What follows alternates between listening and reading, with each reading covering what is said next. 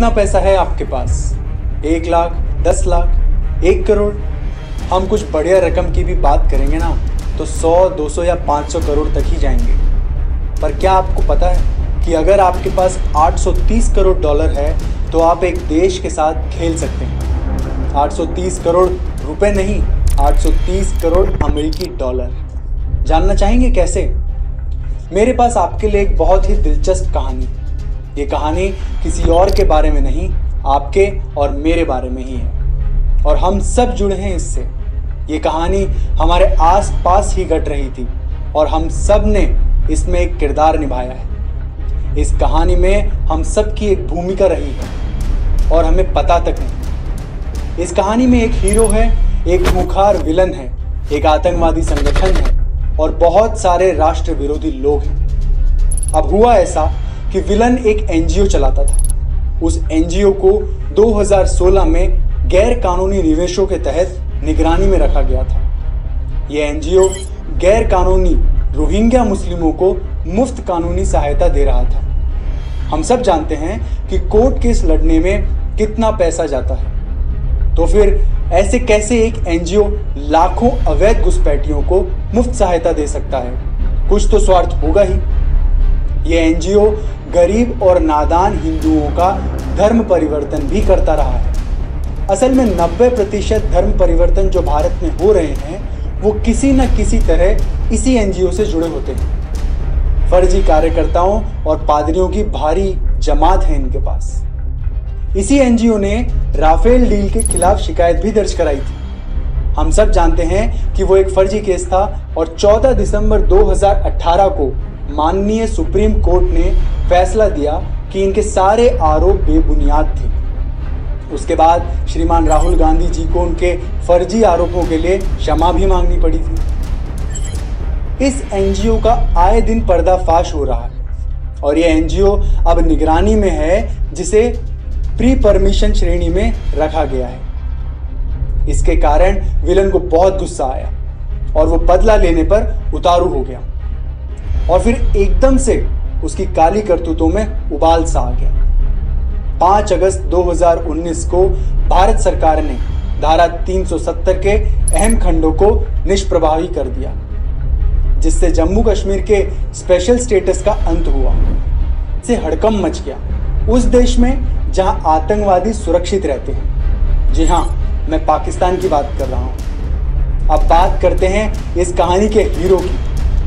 22 सितंबर 2019 के दिन अमेरिका में हाउडी मोदी समारोह का आयोजन हुआ था। जैसे ही हमारे हीरो ने उस विशाल मंच पर कदम रखा तो भारत माता की जय जयकार से स्टेडियम गूंज रहा था। ये वही हीरो है जिसे हमने हमारे देश का माननीय प्रधानमंत्री चुना है, श्री नरेंद्र मोदी जी। इस समारोह के अगले ही दिन यानी 23 सितंबर को हमारा विलन न्यूयॉर्क में पाकिस्तान के पीएम इमरान खान से मिला। ये विलन कोई और नहीं, जॉर्ज सोरस है, जो एक एनजीओ चलाता है जिसका नाम है ओपन सोसाइटी फाउंडेशन। जॉर्ज एक अरबपति है जिसकी संपत्ति लगभग 830 करोड़ अमेरिकी डॉलर मतलब 6,640 करोड़ रुपए है। इमरान खान से मुलाकात के दौरान दोनों ने कश्मीर मुद्दे पर विचार विमर्श किया। अब समझने लायक बात यह है कि सारी भारत विरोधी ताकतें एक हो रही है। वो जानते हैं कि भारत ने अगर अपनी आंतरिक समस्या सुलझा ली तो भारत एक सुपर पावर बन सकता है। 27 सितंबर 2019 को हमारे प्रधानमंत्री जी ने 74वीं वार्षिक संयुक्त राष्ट्र महासभा को संबोधित किया।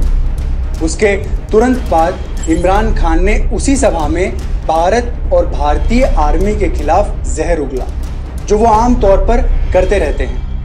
शायद मोदी जी ने वो सब याद रखा। वो भारत आए और 1 महीने की योजना के बाद 31 अक्टूबर को जम्मू कश्मीर और लद्दाख को 2 यूनियन टेरिटरी घोषित कर उनको मुंह तोड़ जवाब दिया। इस घटना से हमारा विलेन घबरा गया। अब सोरस को अपनी हार नजर आ रही थी। अपने एनजीओ की छवि बचाने के लिए उसने उसी तारीख 31 अक्टूबर को एक किताब भी लॉन्च की। अब तक सोरस मोदी से 3 से ज्यादा बार हार चुका था और अब उसे बदला चाहिए था। इसलिए उसने 24 जनवरी 2020 को विश्व आर्थिक मंच यानी वर्ल्ड इकोनॉमिक फोरम पर $1 बिलियन लगभग 6500 करोड़ रुपए देने की घोषणा की।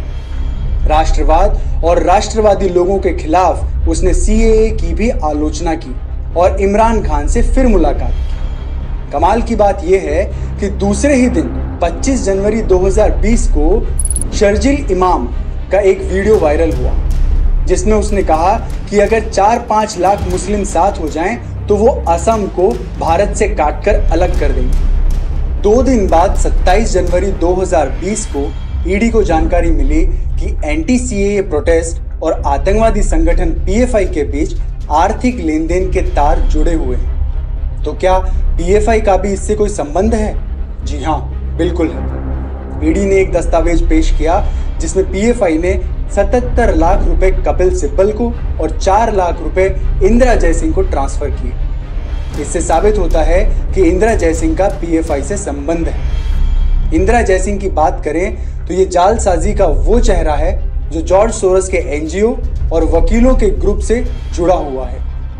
इससे ये भी सिद्ध होता है कि पीएफआई और जॉर्ज सोरस के बीच भी कुछ संबंध है और दोनों बराबर जिम्मेदार हैं दिल्ली के दंगों में हुई बेरहम मौतों के लिए। एक और जानकारी देता हूं। कपिल सिब्बल, जिसे 77 लाख रुपए ट्रांसफर हुए थे, तिस्ता सितलवाड़ का वकील था और इस केस में इंदिरा जयसिंह भी आई थी सितलवाड़ को बचाने के लिए। तिस्ता एक को पिटिशनर थी गुजरात दंगों के केस में जो नरेंद्र मोदी के खिलाफ था। तिस्ता और जॉर्ज सोरस दोनों का एक ही दुश्मन है और वो है नरेंद्र मोदी। शर्जिल इमाम को रिहा कराने के लिए इस देशद्रोही के सपोर्ट में इन्होंने कई पोस्ट बनाए हैं। फेसबुक का ये पेज तबलीगी जमात का भी सपोर्ट करता है। वही पेज तिस्ता सितलवाड़ को चीफ गेस्ट बनाकर स्पीच देने बुलाता है।